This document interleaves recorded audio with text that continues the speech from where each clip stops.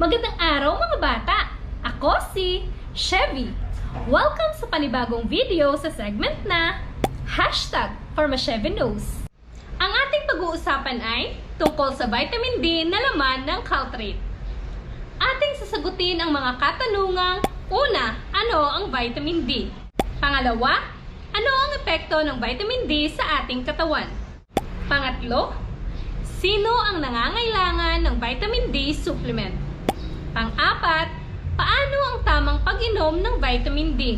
At pang-lima, anong mga brands ang available sa market at ano ang mga prices nila?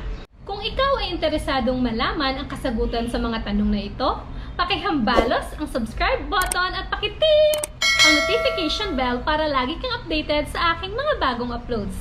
Handa ka na ba? Let's do this!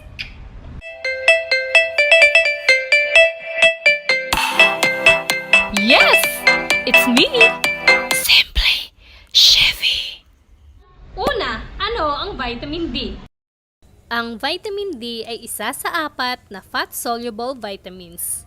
Kapag ang isang vitamin ay fat-soluble, may kakayanan itong maimbak sa ating katawan at maaaring gamitin kung ito na ay kailangan.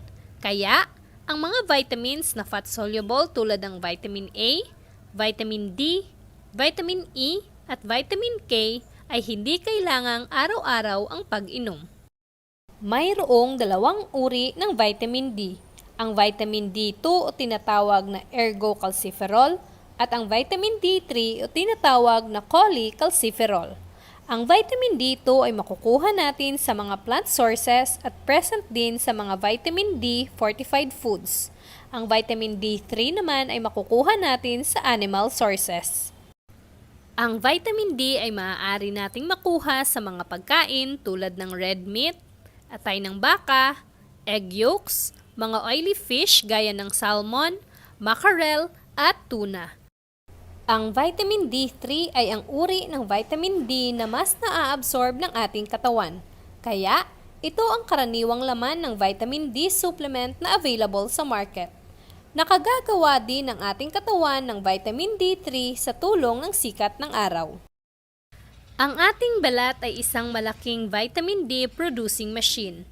Nakagagawa ito ng sapat na vitamin D sa araw-araw kapag na-expose ang ating balat sa sikat ng araw. Ito ang guide kung gaano dapat katagal ang exposure sa init ng araw nakadepende sa skin tone. Ang mga taong may lighter skin tone ay nangangailangan ng 10 to 20 minutes na sikat ng araw every day, habang ang mga taong may darker skin tone ay nangangailangan naman ng 35 minutes hanggang 70 minutes na sikat ng araw every day. Napaka-importante ang tamang amount at tamang oras ng exposure sa araw, sapagkat ang sobrang exposure sa sikat ng araw ay magdudulot ng skin cancer, at ang kulang na exposure naman ay magdudulot ng vitamin D deficiency. Ito ang paraan kung papaano napuproduce ang vitamin D sa ating balat. Kapag ang ating balat ay na-expose sa UVB radiation ng araw, ang 7-dehydrocholesterol na isang kolesterol sa ating epidermis ay nako-convert at nagiging cholecalciferol o vitamin D3. Ang vitamin D3 ay dadaan pa sa atay at kidney para maging dihydroxyvitamin D3 na isang active form ng vitamin D. Ang production ng vitamin D sa ating balat ay nakadepende sa sikat ng araw. Kaya, ang vitamin D ay tinatawag na sunshine vitamin. Kung ikaw ay interesado sa topic about calcium, panuurin lamang sa video na ito. Pangalawa, ano ang epekto ng vitamin D sa ating katawan? Ang vitamin D ay tulong sa pag-absorb ng mga minerals na magnesium at phosphorus na may epektong tulong sa muscle at nerve functions at support sa immune system. Pinapalakas ng vitamin D ang immune system para maiwasan ang mga sakit tulad ng trangkaso, ubo at sipon. Ang vitamin D ay kailangan din para mapataas ang calcium absorption sa ating intestine. Sa tulong ng vitamin D, mas naa-absorb sa ating intestine ang calcium na nakukuha natin sa pagkain. Kaya, ang vitamin D ay tulong para mapalakas ang ating mga buto. Ito pa ang ilan sa mga health benefits ng vitamin D. Tulong para maiwasan ang rickets, osteomalacia, rheumatic rosary, bale o fracture at mga cardiovascular disease. Napaka-importante na tamang amount ng vitamin D lang ang naa-absorb at naiimbak sa ating katawan dahil ang kulang at sobrang vitamin D ay nakakasama. Ang kulang na vitamin D o tinatawag na vitamin D deficiency ay magre-resulta sa rickets sa mga bata at osteomalacia naman sa matatanda. Ang rickets at osteomalacia ay ang panghihina at pag-soft ng mga buto na magre-resulta sa pag-deform nito. Ang sobrang vitamin D naman sa katawan ay magre-resulta sa sobrang absorption ng calcium o tinatawag na hypercalcemia. Ang palagiang pagtaas ng calcium sa katawan ay magre-resulta sa pagkasira ng kidney dahil sa pagbuo ng calcium stones, na maaaring lumala at maging kidney failure.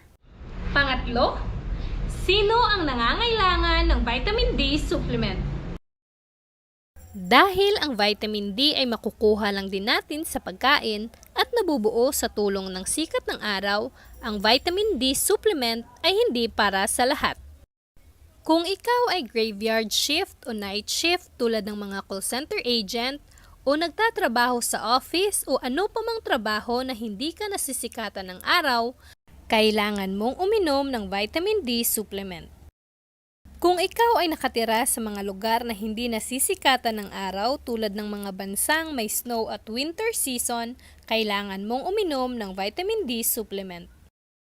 Kung ikaw ay may dark skin tone at hindi na-achieve ang tamang oras ng sikat ng araw, kailangan mong uminom ng vitamin D supplement.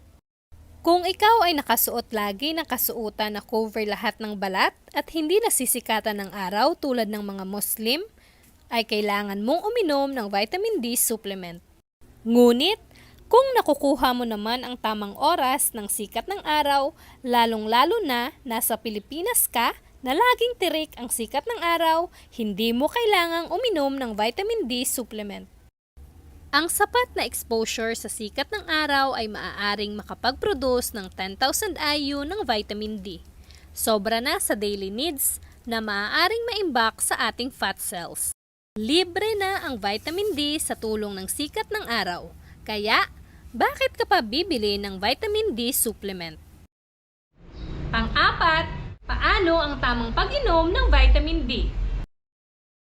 Ang recommended dietary allowance ng babae at lalaki na may edad na 1 hanggang 70 years old ay 600 IU or equivalent to 15 micrograms. Ang recommended dietary allowance naman ng mga adult men and women na may edad na 70 pataas ay 800 IU or equivalent to 20 micrograms. Ang pag-inom ng vitamin D supplement ng sobra sa 4,000 IU o equivalent to 100 micrograms araw-araw ay nakakasama. Maaari itong makasira sa kidney. Ang bioavailability ng vitamin D o ang percent ng gamot na naa-absorb ng katawan ay 55% hanggang 99%. Ang absorption ng vitamin D supplement ay tumataas kapag ipinagsasabay sa mga high-fat foods.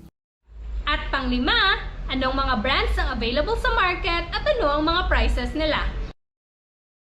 Una, Fern D.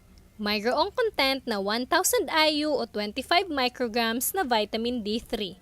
Sobra kaysa sa recommended dietary allowance sa presyong 9 pesos. Mag-ingat sa naglipa ng counterfeit o fake na Fern D. Bumili ng gamot sa butika at huwag sa mga online shopping shop.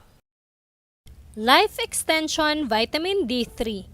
Mayroong content na 5,000 IU o 125 micrograms na vitamin D3. Sobra kaysa sa recommended dietary allowance sa presyong 10 pesos SRP. Calciumate, kombinasyon ng calcium, vitamin D at iba pang minerals. Mayroong content na 400 IU o 10 micrograms na vitamin D.